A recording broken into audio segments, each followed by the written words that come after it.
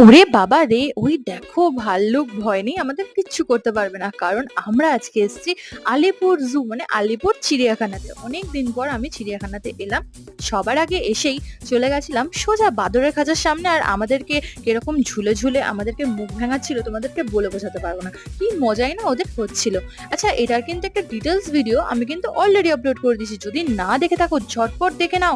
Already ব্লগটা কিন্তু চ্যানেলে আপলোড হয়ে গেছে। আমি কিন্তু চ্যানেল নেমের নিচে লিংকটা মেনশন করে দিলাম। তারপর দেখলাম এই লেজারটা, এগুলো দেখলে না আমার গা একদম শিউরে ওঠে, খুব ভয় লাগে আমার।